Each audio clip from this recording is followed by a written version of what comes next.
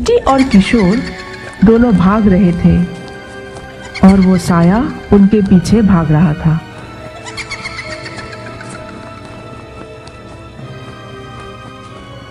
भागते भागते दोनों एक खंडर के सामने आके रुक जाते हैं। हाफते हुए मिष्टी ने किशोर से कहा, अब क्या होगा किशोर? शायद हम रास्ता भटक गए हैं। तभी मिष्टी ने देखा वो साया भी गायब हो गई थी।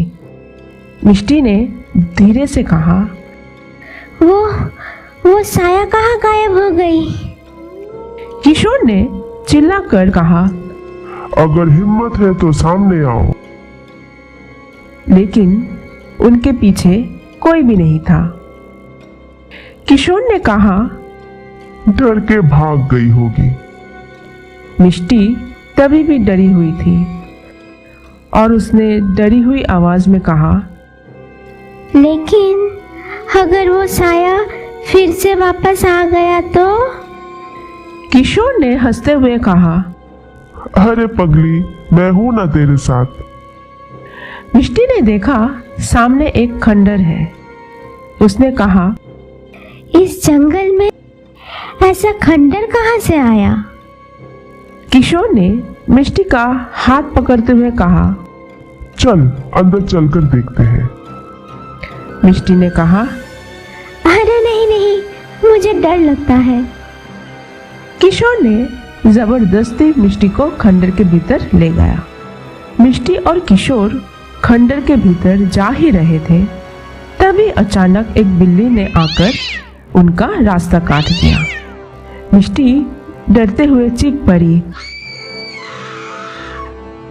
और फिर दोनों खंडर के भीतर जाने के लिए आगे बढ़े।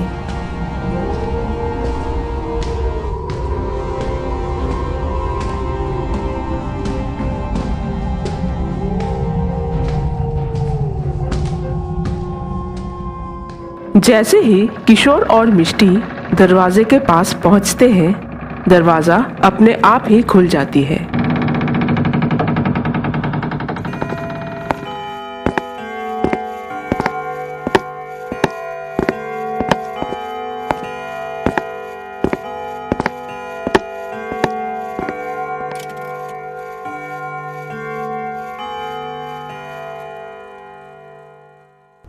अंदर जाते ही मिष्टी और किशोर ने देखा वो खंडर बिल्कुल एक हवेली जैसे लग रही है।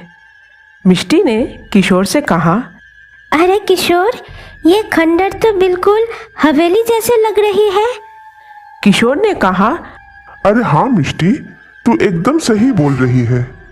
और तभी मिष्टी और किशोर के कंधे पर किसी ने हाथ रखा और दोनों घबरा गए।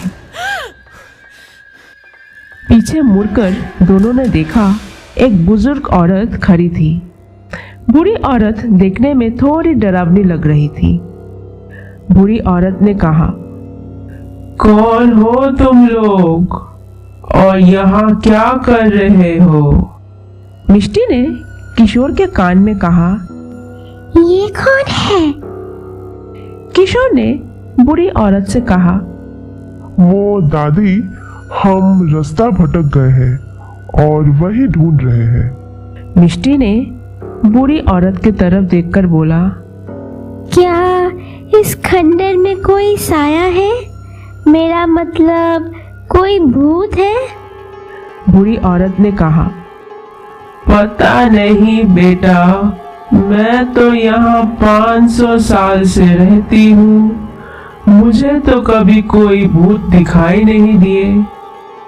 ये बोलकर औरत अपनी चुड़ैल के रूप में आती है और जोर जोर से हंसने लगती है।